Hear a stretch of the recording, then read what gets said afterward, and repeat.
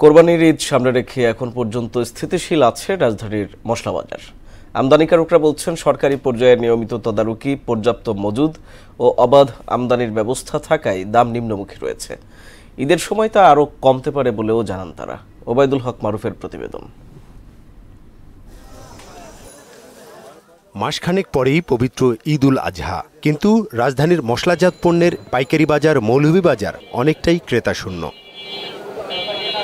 আমদানিকারকরা জানান সরকারের নিয়মিত তদারকি ও ডলার সংকট না থাকায় এবারের মশলার দর নিম্নমুখী।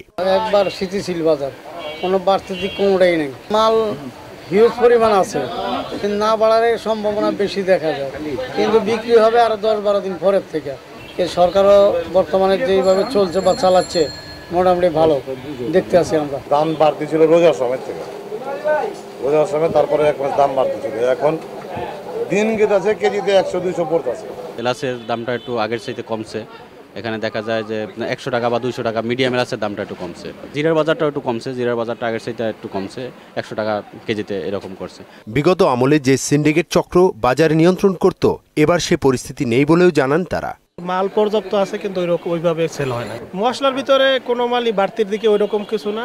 ঈদ ঘিরে বেশি মুনাফার আশায় অনেক আমদানিকারক ঝুঁকে পড়েন মজুতদারিতে। এবার তারাও পড়েছেন বেকায়দায়। গত বছরের তুলনায় এই বছর অন্যান্য মালের সামনে ঈদকে রেখে মালে আমদানি আছে প্রচুর, এবং মালের দামও ক্রেতাদের সাধ্যের নাগালে আছে। তো এই সরকার আসার পর হয়তো বা কিছুটা কথাবার্তা বলছে, কমাইছে, কিন্তু আমাদের ব্যবসায়ীরা যারা আছি এখন লসের ভিতরে আছে এক হিসাবে। আবার দ্বিতীয় কথা, ক্রেতা শূন্য। শুল্ক কমালে মশলাজাত পণ্যের দাম আরও কমবে বলেও জানান আমদানিকারক। ভ্যাট বা ট্যাক্স যেগুলো আছে এগুলো যদি কমায় তাহলে হয়তো বা ক্রেতাদের জন্য সুবিধা হয়, আমরা যারা বিক্রেতা আছি বা আমদানিকারক আছি তাদের জন্য সুবিধা হয়। ঈদকে কেন্দ্র করে মশলার বাজারে নেই বাড়তি উত্তাপ।